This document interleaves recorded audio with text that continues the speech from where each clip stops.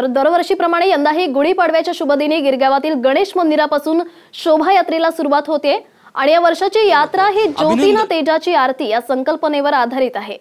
हे दृश्य आपण पाहत आहोत गिरगाव मधली।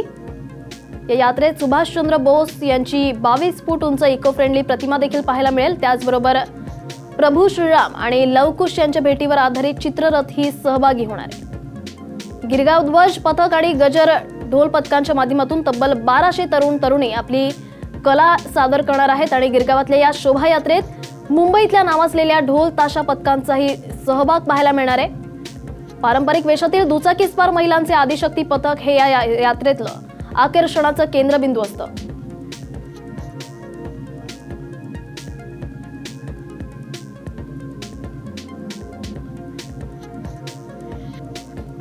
गिरगावातील या शोभायात्रेच्या तयारीचा आढावा घेतलेला आहे आमचे प्रतिनिधी श्रेयस सावंत यांनी। आणि गिरगावची खरी शोभायात्रा जी असते ती आता सुरू झालेली आहे आणि त्याच्यात ही बाईक रॅली आहे महिलांची, ती सुरू झाली। तुम्ही माझ्या मागे बघू शकाल तर ही बाईक रॅली आहे आणि अनेक महिला या बाईकवर तुम्हाला स्वार होताना दिसत आहेत। अमर जवान म्हणजे इकडे आपल्या जवानांना सुद्धा इकडे श्रद्धांजली वाहिली जाते। अनेक गोष्टी इकडे घडतात। खूप खूप स्वागत तुमचं सगळ्याचं, कारण एकंदर तुम्ही काय सांगाल दरवर्षीप्रमाणे तुम्ही यावर्षी अतिउत्साहाने आलं, काय सांगाल? यावर्षी म्हटलं तर दरवर्षी आम्हाला म्हणजे हा दिवस कधी येतो ह्याची वाट बघतच असतो आम्ही। आणि अमर जवान म्हणून हे आता जे श्रद्धांजली मी म्हणजे आमच्या महिलांतर्फे ही श्रद्धांजली आहे आणि अमर जवान म्हणून मी हे कॉस्ट्यूम एक उभं केलेलं आहे। एकंदर तुम्ही किती महिला एकत्र या सगळ्या? आता ह्या वेळेला तर 100 महिलांची नावं आलेली आहेत। तुम्ही बाईकवर काय सांगाल, कारण किती उत्साह येतो तुम्ही सगळे ज्या बायका एकत्र? खूप खूप खूप मला वाटतं मी 2 रात्र झोपलेच नाही आहे आणि मला खूप आवड आहे ह्याची। आणि आम्ही मेन म्हणजे महिलांसाठी ही खूप प्राऊडची गोष्ट आहे। त्याच्यामुळे मी स्वतः सुद्धा एक महिला आहे, त्याच्यामुळे मला तर खूप अभिमान आहे की मी स्वतः या गटामध्ये सामील आहे। मॅम खूप खूप स्वागत तुमचं।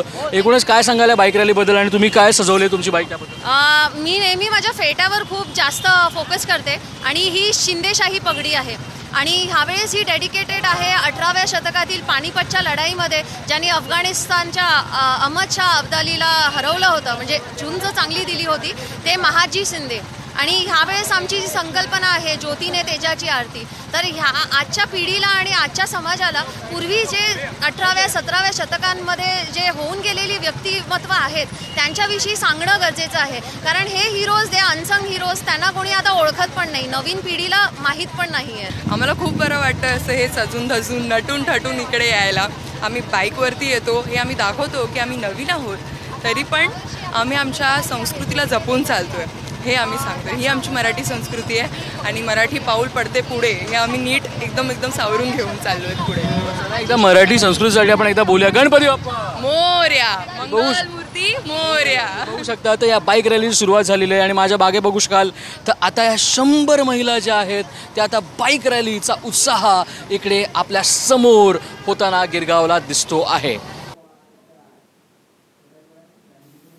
ते दृश्य पण पाहत आहोत। या ठिकाणी गिरगाव मधली आज गुढीपाडवा आहे आणि या नववर्षाच्या दिनी मोठ्या प्रमाणात उत्साह पाहायला मिळतोय। अनेक महिला या ठिकाणी